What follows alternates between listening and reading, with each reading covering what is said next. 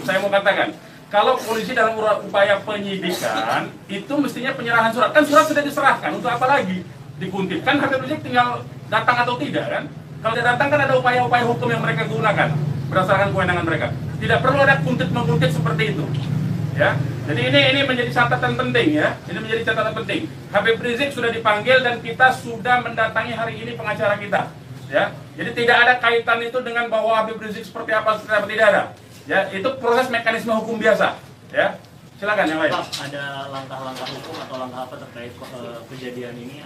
Ya tentu begini. Jadi ini tidak boleh ada satupun ya warga negara ya penjahat sekalipun ya itu dibenarkan untuk dilakukan apa yang disebut dengan extrajudicial killing seperti itu.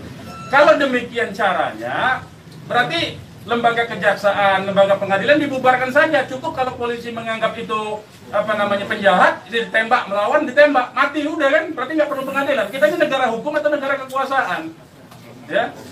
Jadi itu perlu jadi catatan juga. Jadi upaya hukum apa? Upaya hukumnya adalah dalam hal ini disebut secara hak asasi manusia, instrumen hak asasi manusia. Ini disebut dengan extrajudicial killing. Ini pelanggaran berat hak asasi manusia. Mereka yang melakukan proses pembunuhan extrajudicial killing ini, pembunuhan di luar proses hukum ini mestinya diadili oleh pengadilan HAM. Ya, mestinya instrumen yang bergerak adalah Komnas HAM ini. Ya, Komnas HAM. Ya, kita minta Komnas HAM secara terbuka untuk melakukan penyelidikan karena ini jelas-jelas by intention ini, ya. Dan yang dilakukan terhadap Habib Rizik ini terencana, ya. Ini itu berdasarkan hasil rilis yang disampaikan Dari pihak Polda, dari pihak Polda. Makanya kita menjadi heran, ya. Artinya itu firm mereka dibunuh tuh, ya. Ya. Yang 6 orang itu sendiri identitasnya bisa disebutkan. Yang 6 orang identitas, baik saya bacakan. Nama-nama laskarnya ya. 1 Faiz, ini nama panggilan, kita belum cek nama aslinya ya. Ini baru nama panggilan dari teman-temannya yang mengabarkan. 1 Faiz, 2 Ambon, 3 Andi. Yang Andi ini ibunya sudah ada di sini di dalam kantor kita. 4 Reza, 5 Lutfi, 6 Kadafi. Ya. Semuanya adalah anggota Laskar dari Laskar DKI. Ya. Saya ulangi lagi, Faiz, Ambon, Andi, Reza, Lutfi dan Kadafi. Ya, 6 orang. Itu membuktikan itu fitnah ya. Habib Rizik itu menuju luar Jakarta, bukan menuju dalam Jakarta. Jadi kebohongan-kebohongan seperti itu tidak layak dikutip menurut saya. Ya, tidak boleh informasi publik dijejali dengan berbagai macam kebohongan. Hentikan kebohongan. Habib Rizik menuju arah luar Jakarta, bukan menuju dalam Jakarta. Menuju ke tempat pengajian. Pengajian itu pengajian keluarga. Keluarganya keluarga inti. Terdiri dari, ya kalau saya sebutkan nanti Habib Rizik terancam nyawanya. Mau tanggung jawab nggak nanti? Lokasi penembakannya di mana, Bang? Lokasi penembakan diperkirakan pintu tol Kerawang Timur. Yang udah dicek di sana di mana? Sudah dicek di situ. Kerawang Timur. Pintu tol Kerawang Timur. Sudah kita cek. Berarti kalau dari rombongan HRS sendiri nggak ngelihat ada tembak-menembak di situ ya Pak? Yang tiba-tiba memang tidak ada tembak-menembak. Ya, memang tidak ada tembak-menembak. Sudah saya katakan berulang-ulang, tidak ada tembak-menembak. Kalau bahasanya tembak-menembak, itu artinya dua belah pihak memiliki senjata api yang sama.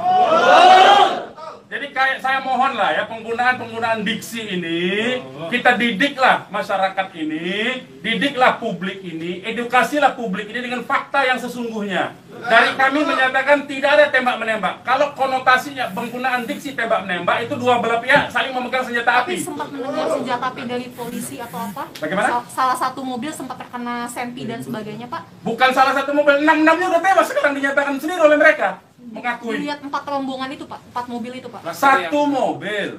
Ya sudah saya katakan tadi, yang mengawal Habib Rizik ini 4 mobil.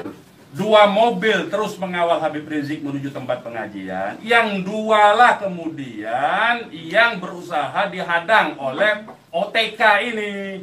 Begitu saudara.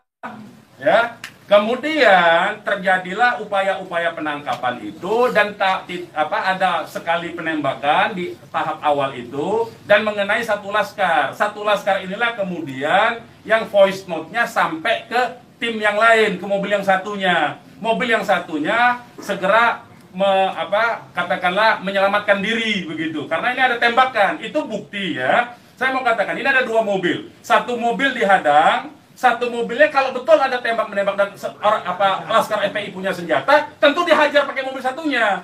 Ini kan tidak terjadi. Buktinya yang satunya mobil kita, laskar kita menyelamatkan diri begitu loh. Ya, itu faktanya.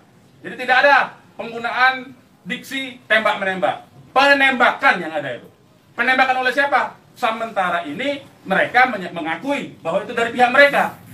Dengan tadi pernyataan kan, jelas kan? Mereka sendiri yang mengakui. Tadinya kita anggap itu OTK, tapi sekarang sudah diakui. Ya. Nah, karena ini aparat negara yang melakukan, maka ini disebut pelanggaran hak asasi manusia yang berat, begitu. Sebenarnya itu sendiri apakah FPI akan melapor ke Komnas HAM? Oh iya, kita akan berupaya tentu saja. Ya, kita akan menggunakan seluruh mekanisme hukum untuk melaporkan peristiwa ini. Ini tidak boleh didiamkan, sebab bisa saja nanti anda semua akan ditembak nanti kalau kritis. Ya, aman. Karena anda wartawan tentu saja menyuarakan yang kritis. Kalau anda tidak disenangi kritik anda nanti anda akan menjadi sasaran. Semua warga negara Indonesia akan diperlakukan sewenang-wenang seperti ini. Ini tidak boleh dibiarkan. Ya, kami masih bersabar dengan menggunakan upaya mekanisme hukum. Ya, yaitu akan berupaya melaporkan ini ke Komnas HAM. Jadi responnya Habib Rizik itu apa? Ya, beliau tentu saja mengucapkan innalillahi wa inna ilaihi rajiun. Ya, beliau sangat berduka, sangat bersedih karena ini adalah laskar yang semata-mata mengabdi kepada beliau untuk mengawal beliau. Ya. Beliau sangat sedih tentu saja. Ya, beliau sangat sedih.